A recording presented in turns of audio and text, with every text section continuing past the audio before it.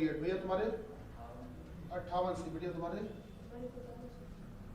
43 सी, मतलब तुम्हारे 58 सब काट पीट के फाइनल सही, शाबाश। मंजर तुमने दिया था?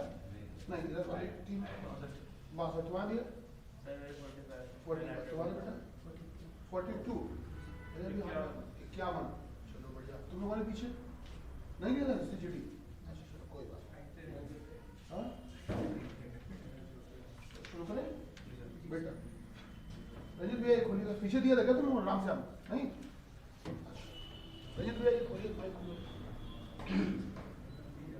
देखिए आप लोगों में नॉन वर्बल वाली शीट जो है वो लगभग खत्म हो गई थी। लास्ट कुछ सवाल हैं जिनमें अगर आपको कुछ पूछना हो तो आप पूछिए, उसको खत्म कर देते हैं। हो गई बेटा फाइनल? नया टॉपिक शुरू करना था हम लोगों को, वेन डायग्राम। भैया ने जो सवाल दिए दरअसल वो वेन डायग्राम की। चलिए इनके लिए इसके भैया ने क्वेश्चन पूछे आपसे? नहीं, केवल चित्र बनाया था ना। चलिए पूछ लेते हैं अभी। फिलहाल ये भैया ने आपके सामने कुछ चीजें भी ऐसे ही कर दीजिएगा। ये बेटा देखो, ये आपको 6 क्वेश्चन दिए, इनमें हर एक क्वेश्चन में 3-3 चीजें दी। इन तीनों चीजों में सामान्यतः क्या संबंध होता है? उनके स्वभाव के आधार पर, उनके इस्तेमाल के आधार पर, उनकी बनावट के आधार पर। देखिए आपको क्या सही लगता है भैया ये इंपॉर्टेंट नहीं है, समझ रहे हैं? एग्जामिनर का क्या व्यू है वो इंपॉर्टेंट है, क्योंकि इसमें नियम चलता है। ये जो मेन आरेख होता है बेटा इसमें नियम चलता है।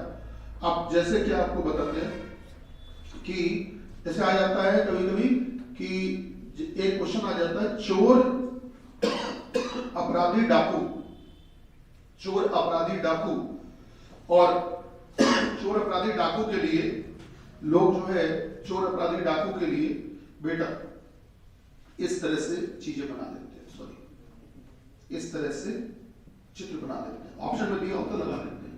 गलत है, गलत है, सरासर गलत है। एग्जाम में ओरिजिनल पेपर के क्वेश्चन में आया था और ER से नहीं दिया था, गलत है, ठीक है ना। इसका सही आंसर है चोर अपराधी डाकू का ये। तो इंपॉर्टेंट बात ये है कि सर उनको क्या सही लगता है ना। हम लोगों के हिसाब से क्या सही है बात जरूरी नहीं है, तो हम आपको उनके नियम बता देंगे किस नियम से वो चलते हैं। फटाफट से इनको देख लेते हैं। भाषा हिंदी अंग्रेजी, अगर आप में से किसी ने भी ये चित्र बनाया है तो सही बनाया जिसने बेटा। जानवर कुत्ता पालतू, तो बड़ा वाला बोला हो गया आपका जानवर, जानवर के अंदर आ गया कुत्ता और फिर ये आ गया पालतू। ऐसा क्यों किया? तो कुछ कुत्ते पालतू होते हैं, कुछ आवारा होते हैं, स्ट्रीट डॉग बोलते हैं, सुना है ना, आवारा शब्द इस्तेमाल होता है, ये समझ रहे हैं? गली के कुत्ते। भारत यूपी इस्लामाबाद, तो भारत के अंदर यूपी और ये है इस्लामाबाद। कहां पे है इस्लामाबाद? पाकिस्तान। बेटा हरा लाल रंग, अगर आप में से किसी ने ये बनाया है तो सही, ठीक है। पंजाब चंडीगढ़ हरियाणा, बहुत अच्छा सवाल है, बहुत अच्छा सवाल है। अगर किसी ने भी ये बनाया है तो बिल्कुल सही है। बनाया किसी ने? अच्छा बढ़िया शाबाश। ये बीच में जो बोला ये क्या है? चंडीगढ़। क्यों भाई ये दोनों के अंदर बीच में क्यों कर दिया? क्योंकि हरियाणा की भी राजधानी है और टीचर वकील राष्ट्रपति। बेटा अगर आप में से किसी ने भी ये बनाया है तो बिल्कुल सही बनाया, बिल्कुल सही, शाबाश। ये नोट कर लीजिए जल्दी से, सारे बताएंगे बिल्कुल निश्चित रहिए। हरियाणा की राजधानी क्या होती है? पंजाब की राजधानी। अच्छा राजधानी जो होगी बेटा वो राज्य के तो अंदर ही होगी ना। जैसे यूपी की राजधानी लखनऊ मध्य प्रदेश में तो नहीं बसी हुई, रहेगी तो यूपी के अंदर ही। तो गौर करिए, एक बोला हो गया हरियाणा, एक हो गया पंजाब, दोनों ही राज्यों के अंदर ये चंडीगढ़ दिखेगी, वो दोनों की राजधानी। ऐसे हाँ ये गलत हो गया ना, उसका कारण है। देखो अगर आप में से किसी ने ये बनाया है तो गलत है, बताते हैं क्यों बेटा। जैसे आपने ये हरियाणा मान लिया, ये मान लिया होगा पंजाब, बीच में मान लिया चंडीगढ़। अब देखो दिक्कत कहां पे आ गई। हम जो भी बात बोल रहे हैं तो आपने ध्यान से सुनी नहीं बेटा, आपने गलती ये कर दी। आप लोग अपने आंसर को इतना ज्यादा सही मानने लगते हो कि सामने वाली बात को ध्यान से सुनते नहीं। ये गलती रहती है आप लोगों से, यही सुधारनी है बेटा। हमने भी थोड़ी देर पहले कहा कि जो राजधानी होगी वो पूरी तरह से राज्य के अंदर होगी। ध्यान से देखो, चंडीगढ़ क्या हरियाणा के अंदर दिख रहा है क्या पूरा? नहीं। क्या चंडीगढ़ पूरा पंजाब के अंदर दिख रहा है क्या? नहीं दिख रहा है। चंडीगढ़ का कुछ हिस्सा हरियाणा के अंदर आ रहा है, कुछ पंजाब के अंदर, ऐसा नहीं। वही चंडीगढ़ जो है वही पूरी तरह से हरियाणा में भी और वही पंजाब में भी है। तो आपको बता दें हरियाणा और पंजाब का जो बॉर्डर है जहां पर वो चंडीगढ़ बसा हुआ है, जिसको कि आप यूनियन टेरिटरी भी बोलते हो, दरअसल क्या है कि हरियाणा जो अपना हर राज्य में आपको बताएं राज्य के जो मुख्यमंत्री महोदय होते हैं, वो मुख्यमंत्री महोदय अपने ऑफिस में पीछे बड़ा सा मानचित्र लगाते हैं। शहर का डीएम अपने पीछे शहर का नक्शा लगाता है।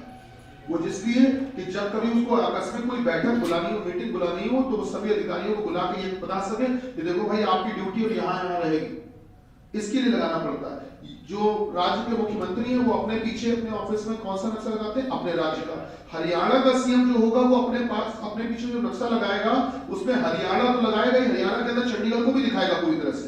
और जब पंजाब का सीएम अपने पीछे नक्शा लगाएगा तो वो भी चंडीगढ़ को पूरी तरह से दिखाएगा। क्योंकि बेटा चंडीगढ़ जितनी जिम्मेदारी हरियाणा की है, चंडीगढ़ के लिए उतनी ही जिम्मेदारी पंजाब की है। जैसे दिल्ली की बात करो, दिल्ली में केजरीवाल जी वहां के सीएम है, तो जिम्मेदारी तो बनती, भले वो यूनियन टेरिटरी क्यों ना हो, भले वो यूनियन टेरिटरी क्यों ना हो। तो यूनियन टेरिटरी में क्या होता है कि जो सुरक्षा है वो केंद्र के हाथ में रहती है। तभी आपने गौर किया होगा कि जो वैकेंसी आती है एसएससी जीडी वगैरह की, उसमें दिल्ली पुलिस की वैकेंसी भी शामिल की जाती है, जबकि वो केंद्र की नौकरी है। क्योंकि दिल्ली जो यूनियन टेरिटरी है उसमें केंद्र सरकार का शासन चलता है पूरी तरह से, इसीलिए उनको क्या बोलते हैं? यूनियन टेरिटरी, केंद्र शासित राज्य, है ना बेटा। तो जो राजधानी होगी वो राज्य के अंदर ही होनी चाहिए पूरी तरह से, जो कि यहाँ, ठीक है। चलिए अब यहाँ पे आ जाते हैं। सब लोग सामने देखकर एक बात बताइए, जैसे ये चतुर्भुज जो बना है कोऑर्डिनेटर, ये ट्रेनर है। त्रिभुज के अंदर जो लोग हैं वो कलाकार है, जो गोले में है बेटा वो शिक्षक। आप लोग जरा एक बात का जवाब दीजिए जल्दी से, कितने ऐसे शिक्षक हैं जो कलाकार भी हैं?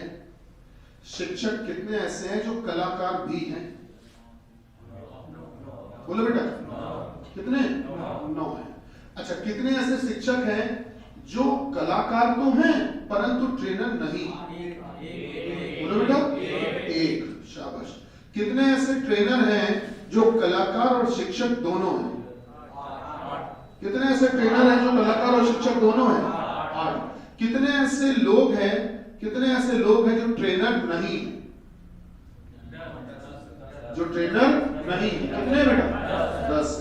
मतलब इस चतुर्भुज के बाहर की सारी जगह ले लो 9 और 1 10। क्या बात समझ पा रहे हैं? ठीक, चलिए कार्यक्रम को आगे बढ़ाते हैं, ध्यान दीजिए। हाँ, आपको पता था इसमें, अगर आप में से किसी ने भी बेटा ये बनाया हो, मैं आपको बता दे रहा हूँ, शायद बनाया होगा, किसी ने बनाया होगा, ये बनाया गलत है। कहाँ गए भैया? हाँ, गलत है बेटा। देखो इसमें है क्यों गलत, उसका कारण समझ लो। कुत्तों के लिए दोनों शब्द इस्तेमाल होते हैं, बिल्ली के लिए कभी इस्तेमाल नहीं होता। बिल्ली भले ही पालतू भी होती हो, लेकिन बिल्ली को कभी भी इस्तेमाल नहीं किया जा सकता आवारा बिल्ली, पालतू बिल्ली। लेकिन जो कुत्ते होते हैं, आप गौर करना, उनके लिए दोनों शब्द इस्तेमाल होते हैं। स्ट्रीट डॉग, पेट डॉग, मतलब आवारा कुत्ते, जिन्हें गली के कुत्ते बता नहीं है, आवारा कुत्ते या पालतू कुत्ते, दोनों इस्तेमाल होते हैं। तो कुत्ते सारे पालतू हो ये जरूरी नहीं। अब आप देखते हो रोड पे जितने टहल रहे हैं, क्या वो सारे कुत्ते पालतू हैं? नहीं, वो तो आवारा कुत्ते। तो इसलिए कुत्ते पूरी तरह से पालतू के अंदर नहीं आएंगे, कुत्तों का कुछ हिस्सा पालतू में आ जाएगा। क्या हमारी बात समझ पा रहे हैं?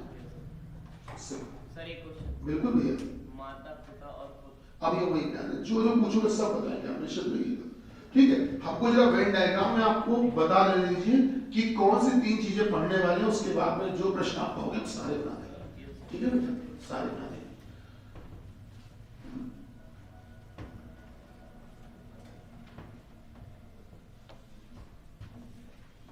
आप लोग वेन डायग्राम में आपने जितनी चीजें भी देखी या सुनी होंगी बेटा, वो तो पूरे चैप्टर का केवल 10% भाग भी नहीं।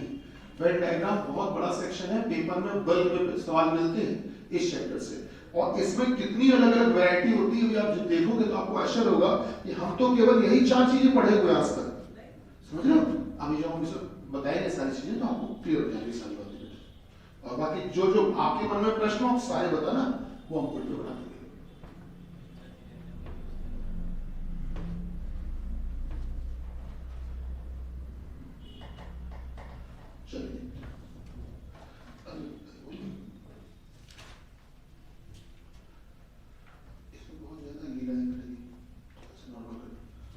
शुरू करते हैं। टॉपिक हमारा शुरू हुआ है बेटा वेन आलेख।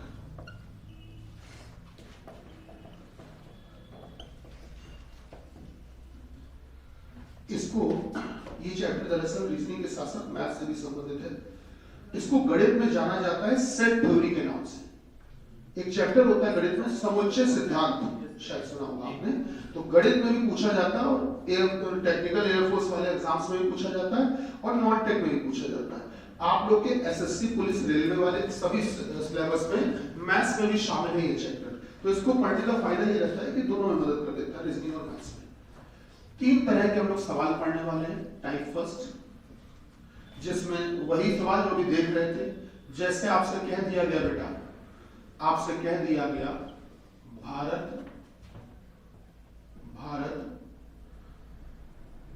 मध्य प्रदेश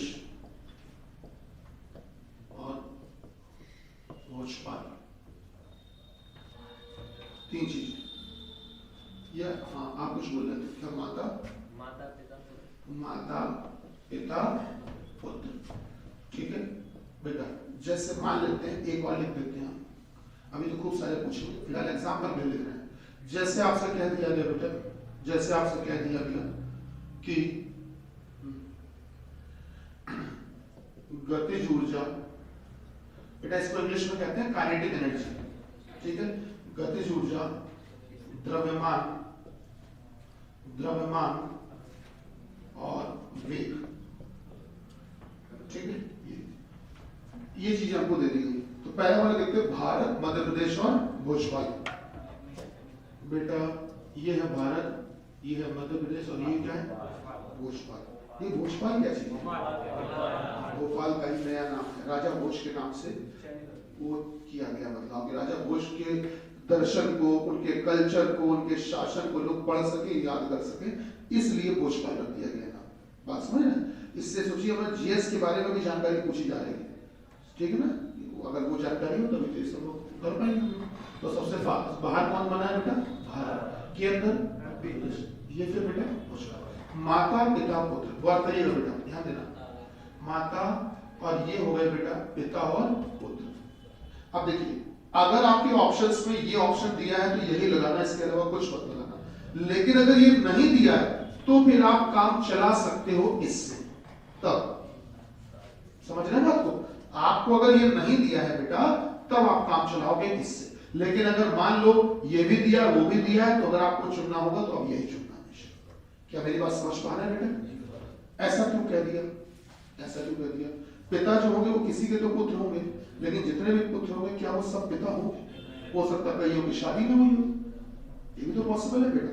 तो इसलिए ये चुनना है। अच्छा, आपको पता है परिस्थिति के हिसाब से भी चुनना पड़ता है कभी कभी। ऑप्शन जो दिए हैं, हाँ भाई, गतिज ऊर्जा, द्रव्यमान और वेग। इंग्लिश में कहते हैं kinetic energy, mass and velocity. बेटा फॉर्मूला आपके पास में पढ़ाया गया है आपको कि kinetic energy is equal to half mv²। पढ़ाया गया है। सोचिए, रीजनिंग में सब कुछ पूछा जा सकता है, सब कुछ संभव है। अब अगर हमको ये फॉर्मूला पता हो तभी हम सवाल ये लगा पाएंगे। समझ रहे हैं? नहीं फॉर्मूला पता, ये सवाल जिनको खूब, जिन्होंने अच्छे से पढ़ा वो भी गलत कर देंगे बेटा। तो उसके लिए फॉर्मूला पता होना चाहिए। क्या मेरी बात समझ पा रहे हैं? ठीक है, तो ऐसे बहुत सारी चीजें। देखिए साइंस भी आ गई, जनरल साइंस भी आ गई आपकी, उसके अलावा जो ब्लड रिलेशन है उससे संबंधित बातें भी आ गई, और साथ में जीएस भी आ गई। ठीक है ना? चलिए कार्यक्रम को आगे बढ़ाते। तो टाइप 1 में आपको इस तरह के सवाल पूछे जाएंगे। बेटा हटा सकते हैं इसको? बेटा होता है, पुत्र दोनों का होता है। यहाँ पर इस बात का मतलब क्या है कि कुछ माताएं क्या पुत्र भी होती हैं? माता खुद कभी पुत्र नहीं हो सकती। माता और पिता से जन्म होता है पुत्र का, लेकिन अगर तुमने पुत्र वाले गोले को माता में मिला दिया तो पता है गड़बड़ क्या हो गया? इसका मतलब है कि कुछ माताएं पुत्र भी हैं। क्या दुनिया की कोई भी महिला पुत्र हो सकती है? हाँ, पहले मेरी बात समझ रहे हैं? पुत्र पिता हो सकता है, लेकिन कोई भी महिला पुत्र हो सकती है? नहीं हो सकती। ठीक है, क्या देखो इसमें क्या है? ये है आपकी माता, अलग होती है, ये पिता, ये पुत्र। मिला क्यों दिया? थोड़ा सा तो कुछ पुत्र ऐसे भी होंगे जो पिता भी होंगे, बिल्कुल होंगे। यहाँ पे आ जाओ, ये क्या बनाया बेटा? ये कौन है? माता। बाहर वाला गोला हो गया बेटा पिता, के अंदर कौन हो गए? पुत्र। अच्छा, जो पुत्र होंगे वो पिता भी हो सकते हैं, बिल्कुल। और ये भी हो सकता है कि सारे पिता पुत्र हो। तो आप इसमें क्या करोगे? अंदर वाले को पिता मान लोगे और बाहर वाले को पुत्र मान लोगे। स्वाभाविक सी बात। भैया हटा सकते हैं इसको। अच्छा, टाइप 1 में बेटा हम लोग को ये पढ़ने सवाल इस तरह के, ठीक है, बहुत सारे होंगे तो भी उदाहरण के लिए बताए 2-3 सवाल। टाइप 1, ठीक है। आइए टाइप 2 में आते हैं। टाइप 2 में हमको क्या पढ़ने है,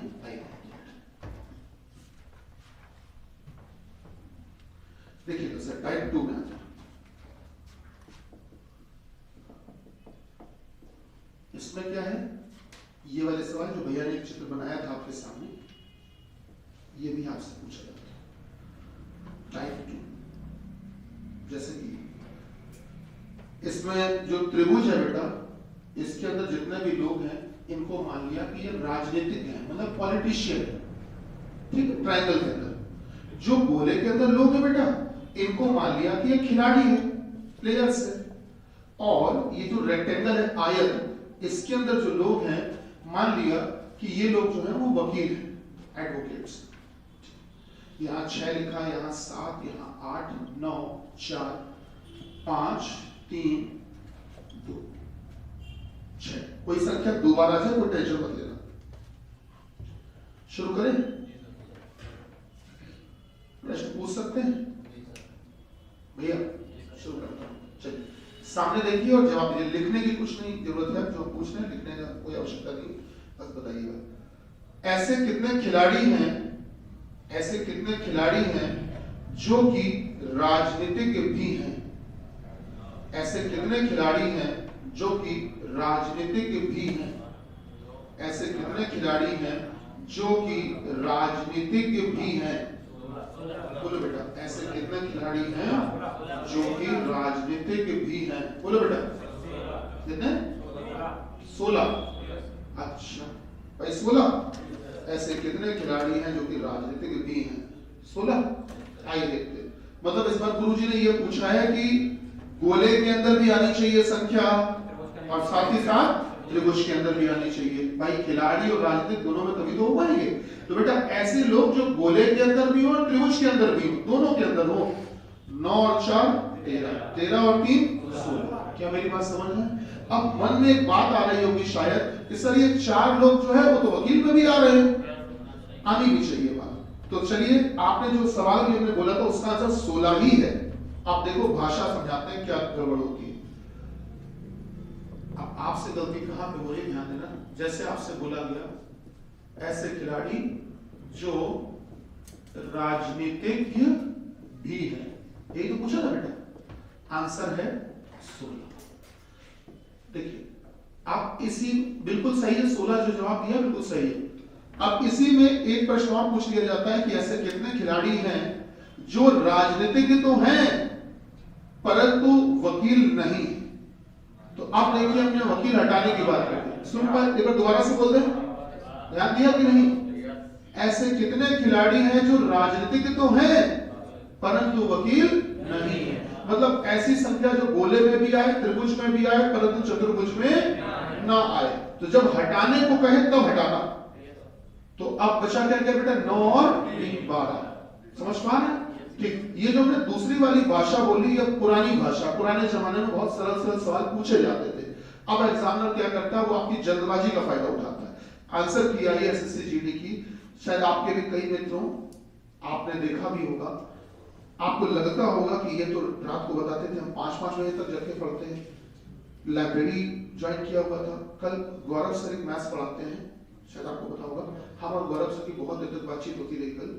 तो हम दोनों लोगों की राय एक जगह पे कॉमन थी, हम दोनों ही लोग। अब टीचर हैं तो टीचर तो स्टूडेंट्स के बारे में बात करेंगे और किसके बारे में करेंगे। तो एक चीज को लेकर के स्टूडेंट जो है वो जब पेपर आ जाता है कोई, तो एक नया फैशन चला है लाइब्रेरी। अच्छा उसमें भी क्या होता है, वो देख कर काम करता है। आजकल ज्यादा लोग क्या कर रहे हैं, तो लाइब्रेरी में अब रात भर पढ़ना है। दोस्त लोग जो है वो 8-8 घंटे रात में पढ़ते हैं, तो हम भी 5 बजे तक जगेंगे। अरे जरूरी नहीं कि जो भोजन तुम्हारे शरीर के लिए अच्छा हो दूसरे के लिए भी अच्छा हो सकता है दूसरे शरीर में नुकसान कर जाए। तो होता क्या है कि ऐसी स्थिति में एसएससी जीडी का पेपर आया, हमारे पास भी न जाने कितना आई कार्ड छुट्टी पे लग गए, 100 से ऊपर छुट्टी पे लगे, अभी भी वापस नहीं आए। समझ लो जीडी का पेपर हो भी गया, तब भी छुट्टी पे क्यों गए थे? सर पेपर लगा हुआ, तैयारी करनी। दुनिया तैयारी करने कोचिंग पे आती है, ये कोचिंग से छुट्टी लेके घर पे जा रहे हैं। समझ रहे हैं बात को? अच्छा, लाइब्रेरी की जरूरत कहाँ पड़ती है? जहाँ परिवार बड़ा है, एक ही छोटी जगह पे रहते हैं, तो पढ़ाई के लिए माहौल नहीं बन पाता है, शोर शराबा ज्यादा है, तो वहां लाइब्रेरी की जरूरत पड़ती है बच्चों को कि हाँ शांति में जाके पढ़ लें। आप में से ज्यादातर अपने जहाँ गांव में रहते होगे वहां से कानपुर में रूम लेके रहने आए हो, पहले ही एकांत में आए हो अकेले रहने, अब तुम्हें एकांत में भी एकांत चाहिए।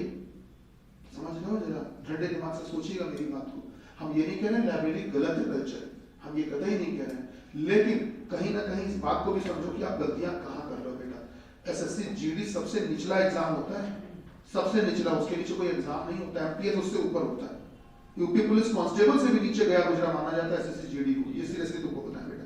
और सोचिए अगर उसमें अगर तैयारी में आप कट ऑफ से भी बहुत पीछे आ रहे हैं तो गलती है स्वीकार करो, कमी है स्वीकार करो, और जब जितना देर से स्वीकार करो उतनी परेशानी ज्यादा होगी। क्या मेरी बात समझ रहे हो? होता क्या है कि हम लोग पढ़ते पढ़ते इतना ज्यादा आत्मविश्वास अपने अंदर भर लेते हैं कि हम अपने आप को गलत मानना भूल जाते हैं। हमको लगता है कि दुनिया भी तो ऐसे ही कर रही है, वहीं पे बेटा हम लोग वहीं पे लॉस कर जाते हैं। आंसर किया ही भाई साहब, बहुत से बच्चे हैं जो कुछ भी उनका अनुमान रहता हो, लेकिन आप देखिए पोजीशन ये आई है कि नंबर आ रहे 110, 115, 100 के नीचे। कल एक बिटिया है, मैं नाम नहीं लूंगा उसका, उसने हमसे पूछा कि सर मेरा क्या फिजिकल में तैयारी करे, उसका 100 थे, हमने कहा बेटा मत करो, 100 के नीचे मत करो, कोई फायदा नहीं। तो ऐसी चीजें, तो आप लोगों से भी बात बताना चाहते हैं कि अपनी पुरानी गलतियों से इंसान को सीखना चाहिए, ठीक है? हो सके तो दूसरों गलतियों से सीख लो ज्यादा सही बेहतर। तो ये बात आप उसको वापस से अपने सवाल पे जोड़ते हैं आके, इस पूरी बात को इससे लेना देना क्या है। सवाल की भाषा लिखिए, ऐसे खिलाड़ी जो राजनीतिक भी हैं। अब मैं दूसरी भाषा लिखने जा रहा हूं, देखिएगा आपकी जल्दबाजी का फायदा कैसे उठाएगा एग्जामिनर। ऐसे खिलाड़ी जो जो राजनीतिक ही है। सर अभी तक तो नीचे वाली लाइन को एग्जामिनर ऐसे पूछता था कि ऐसे कितने खिलाड़ी हैं जो राजनीतिक तो हैं परंतु वकील नहीं है। खुल के बोलता था कि वकील हटाओ, तब आप बता देते थे 9 और 3 12, लेकिन अब इतना स्पष्ट नहीं बोलेगा एग्जामिनर, अब ऐसे बोलेगा ऐसे खिलाड़ी जो राजनीतिक ही हैं केवल। समझ रहे हो? शब्दों को पहचानो बेटा कि राजनीतिक ही हैं, केवल भी से ही कर दिया और आंसर आ गया 12। बात को समझे बेटा, जल्दबाजी में नहीं पढ़ना है पेपर में, कि स्पीड से नहीं पढ़ना है, तुरंत धैर्य के साथ पढ़ना है। ऐसे खिलाड़ी जो राजनीतिक ही हैं, समझ रहे हो? ऐसे खिलाड़ी जो राजनीतिक ही हैं, आंसर कितना है? ठीक, और राजनीतिक भी हैं 200। क्लियर हो रहा है? चलिए बात को आगे बढ़ाते हैं, अगले सवाल का जवाब दीजिए। ऐसे कुल कितने लोग हैं जो केवल किसी भी एक ही व्यवसाय में शामिल हैं? जो केवल किसी भी एक ही व्यवसाय में शामिल हैं। ऐसे कुल कितने लोग हैं जो केवल किसी भी एक ही व्यवसाय में शामिल हैं? जो केवल किसी भी एक ही व्यवसाय में शामिल हैं। देख लो बेटा आराम से, जो केवल किसी भी एक ही व्यवसाय में शामिल है। कितने बेटा?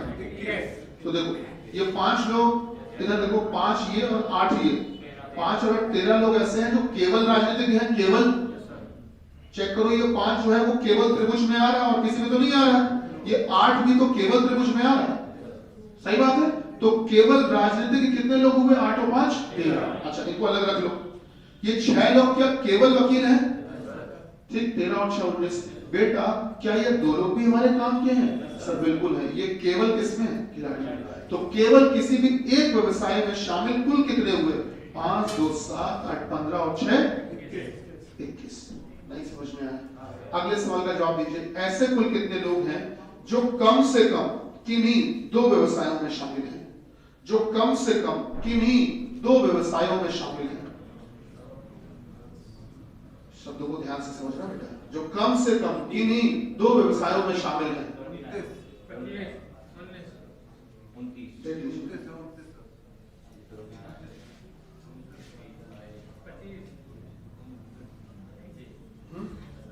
जो कम से कम किन्हीं 2 व्यवसायों में शामिल हैं। ध्यान से बेटा, ये 6 लोग जो हैं ये कितनी चीजों के अंदर आ रहे हैं? 2। खिलाड़ी के अंदर भी आ रहे हैं और वकील के अंदर। ये हमारे काम के हैं। सर ये 3 लोग भी तो काम के हैं, 2 चीजों के अंदर आ रहे हैं। ये साथ में चलना छूटना है। 6 और 3 कितने हो चुके हैं? बेटा क्या ये 7 लोग भी काम किए? हाँ सर, ये भी 2-2 चीजों के अंदर आता है, 2-2 आकृतियों के अंदर। बेटा क्या ये 9 लोग भी काम किए? हाँ सर, 2-2 चीजों के अंदर आता है। अब बताओ क्या ये 4 लोग भी काम किए? क्यों भाई, ये क्यों काम किए? तो तीनों के अंदर आ रहे हैं, तो कम से कम 2 में तो है ही ना भैया, समझ रहे हैं? जो कम से कम 2 में हो, इसका मतलब 2 से ज्यादा में भी हो चले। कम से कम 2 का मतलब क्या केवल 2 ही होता है?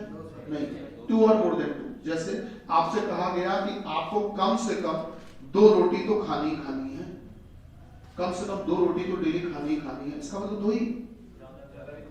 2 से ज्यादा भी खा सकते हो, 3 खा लो, 4 खा लो, 10 खा लो, कोई दिक्कत नहीं। लेकिन अगर 1 खाओगे तो दिक्कत है। 2 से कम नहीं आना, लेकिन 2 या 2 से आगे जा सकते हैं। तो बेटा ये 3 भी हमारे काम के हैं, ये 7 भी, 3 और 7 10, 10 9 19, 19 6 25, 25 और 4 29, ठीक है 29। अगले सवाल का जवाब दीजिएगा, ऐसे कुल कितने लोग हैं जो किन्हीं 2-2 व्यवसायों में शामिल हैं? जो किन्हीं 2-2 व्यवसायों में शामिल हैं, ऐसे कुल कितने लोग जो किन्हीं 2-2 व्यवसायों में शामिल हैं? बताओ बेटा, सोच लो आराम से, कोई जल्दबाजी नहीं। कितने? 25 ही है, सही बात है। ध्यान दीजिएगा, ये 3 लोग क्या 2-2 व्यवसाय में हैं?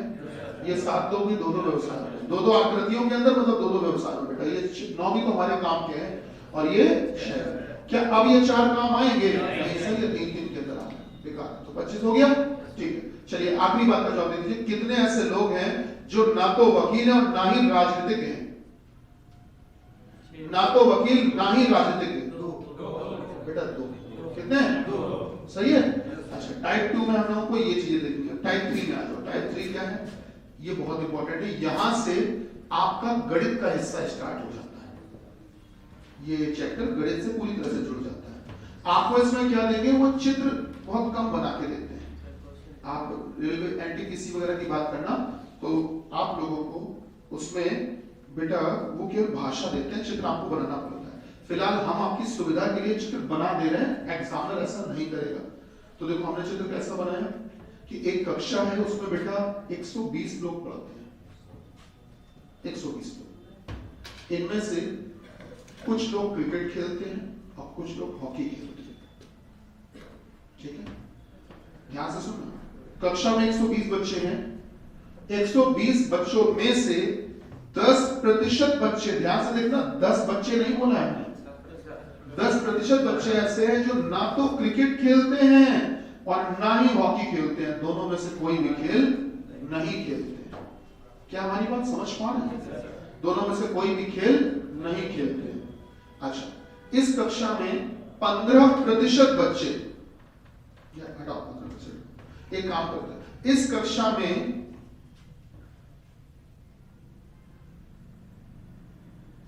65% बच्चे क्रिकेट खेलते हैं। क्लियर है? 65% बच्चे क्रिकेट खेलते हैं। और इस कक्षा में बेटा, इस कक्षा में 50% बच्चे हॉकी खेलते हैं, हॉकी खेलते हैं। अब आपको पहले डायग्राम को खुद से सही करना पड़ेगा। उन्होंने संख्या दी है लेकिन अधूरी बात दी है, अब आपको खुद से सही करना पड़ेगा। आइए देखते हैं कैसे, गौर करना बेटा। कुल बच्चे थे कितने? तो ये 120 का ही तो 65% होगा, और 120 का 65% मेरे ख्याल से आप सभी लोग निकाल लेते हो। कितना आएगा बेटा? हाँ, 78। इसका मतलब पता है कितने बच्चे हैं जो क्रिकेट खेलते हैं? 78। अच्छा, इसके बाद में 120 का 50% निकाल लोगे, कितना? 60। इसका मतलब 60 बच्चे हैं जो कि हॉकी खेलते हैं। सही बात है। अच्छा, 120 का 10% निकालोगे, 12। इसका मतलब है कि वो 12 बच्चे हैं जो कि हॉकी तथा क्रिकेट में से कोई भी खेल नहीं खेलते। अब आते हैं सवाल को, चित्र को सही करते हैं। कैसे करेंगे, ध्यान से देखो। कक्षा में कुल बच्चे कितने बताए थे? 120 में से 12 बच्चे कुछ भी नहीं खेलते। 120 में से 12 बच्चे ऐसे हैं जो कुछ भी नहीं खेलते। 120 में 12 घटाओ, 108। इसका मतलब 108 तो खेलते होंगे। इसका मतलब है कि 108 तो खेलते होंगे। तो क्या इन दोनों गोलों के अंदर मिला के 108 होने चाहिए? कि भाई इन दोनों गोलों के अंदर मिला के 108 हो जाए और 12 बाहर हो जाए, तो 108 और 12 जोड़ लो, 120 हो गए। तो आपके हिसाब से इन दोनों गोलों के अंदर मिला के कितने होने चाहिए थे आपके हिसाब से? 108। क्या इतनी बात समझ पाए? नहीं समझ में आया भाई, एक बार दोहरा दे पक्का। तो भैया आप लोगों के हिसाब से दोनों गोलों का योगफल होना कितना चाहिए था 108 आपके हिसाब से। इनके हिसाब से देखो इन्होंने दोनों गोलों में संख्या जो दी है उसका योगफल बनाओ 78 और 60 जोड़ो कितना 138। इनके हिसाब से अरे योगफल 138 आ रहा है, जबकि आपके हिसाब से दोनों गोलों का योगफल कितना होना चाहिए था। तो बेटा ये देख लो कि कितना ज्यादा आ रहा है, घटा लो दोनों का डिफरेंस निकाल दो अंतर 30। तो वो जो डिफरेंस आता है वो हमेशा कॉमन एरिया में आता है, ओवरलैपिंग एरिया में आता है, इंटरसेक्टिंग एरिया में आता है। जो डिफरेंस है वो हमेशा बीच में आता है। बेटा आप जो भी अंतर आया करें उसको बीच में निकाल दो। आप बात को दोहराते हैं, ध्यान से सुनना। आपसे बताया गया था कि 78 बच्चे हैं जो कि क्रिकेट खेलते हैं, तो इसका मतलब ये जो क्रिकेट वाला पूरा ऑक्यूपाइड एरिया है, ये जो क्रिकेट वाला पूरा गोला है, क्या इसके अंदर कुल मिला के 78 होने चाहिए थे? ध्यान से देखो इस गोले के अंदर आपको टोटल 78 दिख रहे हैं कि 78 से ज्यादा दिख रहा है? 78 तो अकेले यही दिख रहे हैं, बाकी ये 30 भी तो इसी के अंदर दिख रहे हैं। इसका मतलब है कि जो 30 बैठाले गए होंगे ना वो इन्हीं 78 में से बैठाले गए होंगे। तो बेटा अगर 78 में से ही 30 यहाँ बैठा दिए, 78 में से ही 30 यहाँ बैठा दिए, तो भी क्या है 78 ही बचे रहेंगे। कितने बचेंगे बेटा 48। इसी प्रकार से बेटा हॉकी वाले टोटल आपको 60 बताए गए थे, तो हॉकी वाले गोले के अंदर योगफल कुल मिला के 60 होना चाहिए था। चेक करो हॉकी के अंदर आपको 60 दिख रहे हैं कि 60 से ज्यादा दिख रहे हैं? ज्यादा, 60 तो अकेले यही दिख रहे हैं, बाकी 30 ये भी तो हॉकी के अंदर ही दिख रहे हैं। इसका मतलब है कि जो 30 बैठाले गए होंगे वो इन्हीं 60 में से बैठाले गए होंगे। तो इधर बचे कितने 30। चेक करिए आप जो संख्या आप लोगों ने फाइनल लिखी है उन सबको जोड़िए, चेक करिएगा 120 आ रहा होगा। किनको किनको जोड़ना है 48 + 30 + 30 + 12। चेक करो क्या 120 आ रहा है कि नहीं, पूरा हिसाब किताब बराबर हो गया। आइए देखते हैं। अब वही बात कि शब्दों को आप जल्दबाजी में ध्यान नहीं देते हो, आप पहचान नहीं पाते हो कि सर आपको लगता है तो सर वही चीज नहीं। गंगाधर ही शक्तिमान है ऐसा कभी होता था, पर आज का गंगाधर अलग है और शक्तिमान अलग है। देखना कैसे, बताइए सामने देखकर बताइए कितने बच्चे ऐसे हैं जो केवल क्रिकेट खेलते हैं, केवल जो केवल क्रिकेट खेलते हैं 48। कितने बच्चे ऐसे हैं जो कि हॉकी खेलते हैं? पता नहीं कितने बच्चे ऐसे हैं जो हॉकी खेलते हैं 60। कितने बच्चे ऐसे हैं जो केवल हॉकी खेलते हैं? फर्क समझ में आया? वो थे गंगाधर ही है शक्तिमान, जो अभी बाद में पूछा ये शक्तिमान है। फर्क समझ पा रहे बेटा? कितने बच्चे ऐसे हैं जो क्रिकेट तथा हॉकी दोनों ही खेलते हैं? भैया पल्ले पड़ रहा है। कितने बच्चे ऐसे हैं जो कि क्रिकेट नहीं खेलते? बता भैया, फिर से बोलते हैं एक बार, हम समझ लेते हैं। कितने बच्चे ऐसे हैं जो कि क्रिकेट नहीं खेलते? किसी का दूसरे का आंसर सुन के नहीं अपना स्टिकर लगाना है, अपना खुद का आंसर जो आपको लगे वो बताना। कितने बच्चे ऐसे हैं जो कि क्रिकेट नहीं खेलते? 42। सोच लो भैया। हाँ कितने महाराज? 30 42 सही 42।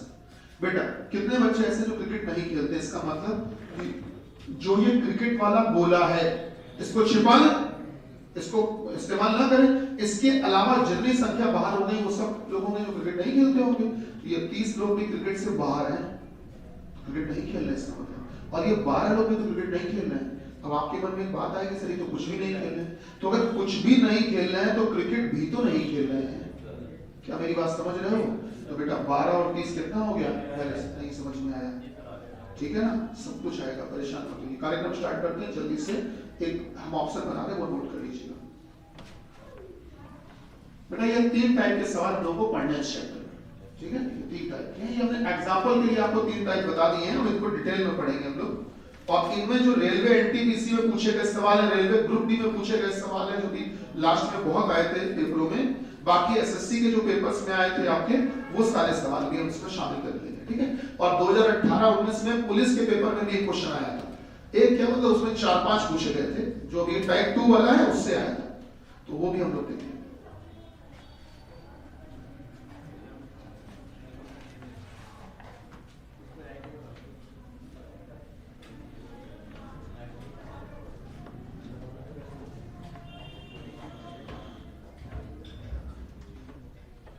बेटा ऑप्शन बना रहे, ये नोट कर लीजिए आप लोग जल्दी से।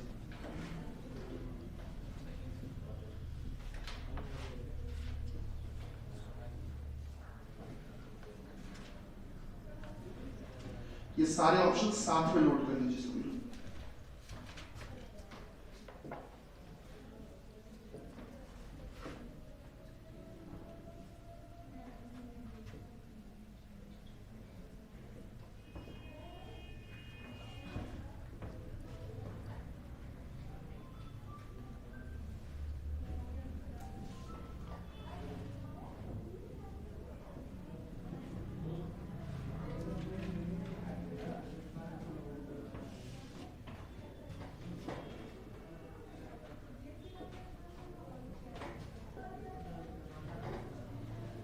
बेटा आप लोगों के पास कोई ऐसा पेपर नहीं होगा जिसमें कभी 11 ऑप्शन दिए जाए।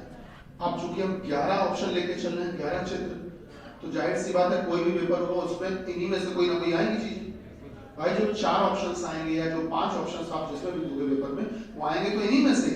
तो जब 11 में से एक सही ऑप्शन ढूंढना सीख जाएंगे तो हम 4 में तो बड़ी आसानी से ढूंढ लेंगे। क्या मेरी बात समझ रहे हैं बेटा? जब 11 में से एक उचित विकल्प को पहचानना सीख जाएंगे तो 4 में तो बड़ी आसानी से ढूंढ लेंगे। प्रायिकता भी यही कहती है, प्रोबेबिलिटी भी यही कहती है।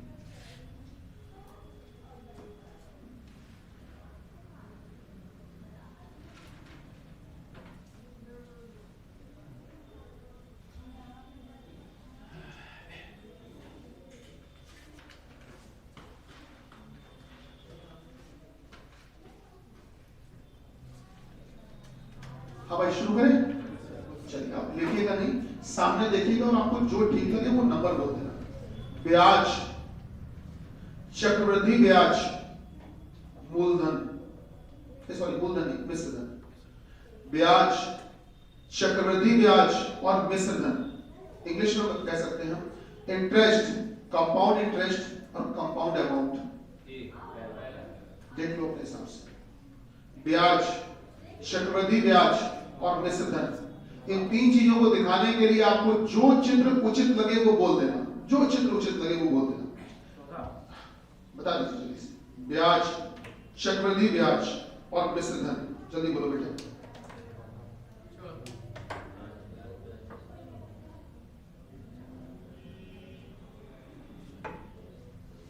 पहला है बेटा?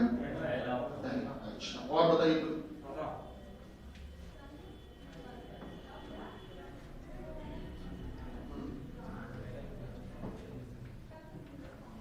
और बताइए सर।